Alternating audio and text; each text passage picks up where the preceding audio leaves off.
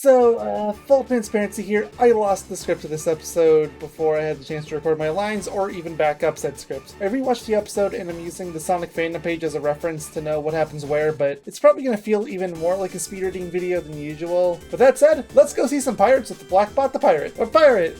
One pirate! Still cool! And welcome back to Statue Watch. Yes, I got another one right here at the beginning of the episode. And it is a fancy one. It's got the regular Robotnik face, but then the mouth is completely skewered. It brought out the old classic of episode 13, as well as the really old classic episode 1 and 45-4 as my comparison shots, although nothing quite lines up. I think episode 1's is the closest, but there is still some differences, like the belly button in episode 1 was the weird like double window thing, whereas everything else has it as the backwards 9. Also, you can see differences too in like the mustache. The mustache looks different in all of them. That's easily the most basic in this episode. Not necessarily better or worse, but it is very noticeable. Anyway, back to the episode. This episode begins with Dr. Robotnik's latest victim, Professor Kenenstein, building a time machine for Robotnik. Surprisingly, they didn't just bring Von Schlemmer back, especially since they go for the same shtick, but variety's cool. But forget that nonsense, Robotnik actually acknowledged the Chaos Emeralds. I know, it's crazy. They almost never reference game canon in this show. So in this show, there is 4 Chaos Emeralds. All of them are the same color, but come in different shapes. The emeralds also all come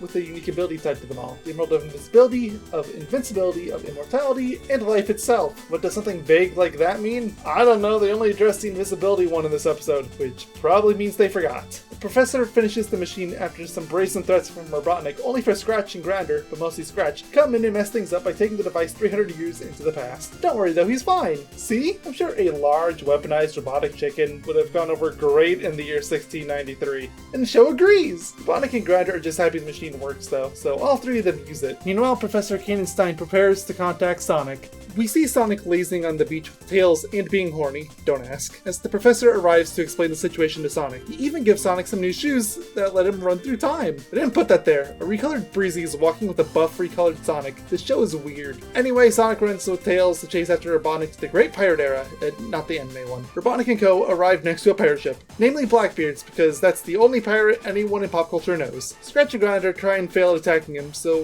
when it becomes Robotnik's turn, he just turns him into a robot instead. Well done, Robotnik. Actually being smart? Becoming a robot made Blackbeard, now named Blackbot, completely loyal to Robotnik, so he has no qualms with showing Robotnik the map to the Chaos Emerald of Invisibility. Sonic and Tails arrive and cartoon shenanigans ensue. You know how this ends already. Scratch, Grinder, and Blackbot are all humiliated. The Blackbot manages to tie Tails up and makes him walk the plank, so well done to him. Sonic jumps in to save his friend, but Robotnik is in rare form today, that is to say, actually intelligent, so he uses the beam that he used to transform Blackbeard into a robot to turn a nearby whale into a robot to swallow Sonic and Tails. Robotnik and company find the island, quite literally an X, with Sonic and Tails close behind. They reprogram the whale, don't ask questions. Robotnik's crew finds the emerald, but Sonic beats them to the punch by digging faster and replacing the emerald with a very fashionable outfit for Robotnik. Robotnik, however, again being oddly intelligent, uses his time machine to go back and claim the emerald. It's a shame the chest is empty then. Except it isn't empty. The emerald itself is invisible. It makes anything or anyone touching it invisible too. Sonic willingly lets himself be trapped in the chest after learning about this, and beats up the Robotnik squad, at least until our brilliant hero has another good idea, and throws sand on Sonic. Robotnik uses the confusion to steal the emerald and flee, but not before destroying Sonic's shoes in another brilliant act. I like this new Robotnik, I like him a lot. Sadly though, it doesn't help much as Sonic creates a time paradox to get out by writing a letter to Professor Kenenstein in the present asking him for another pair of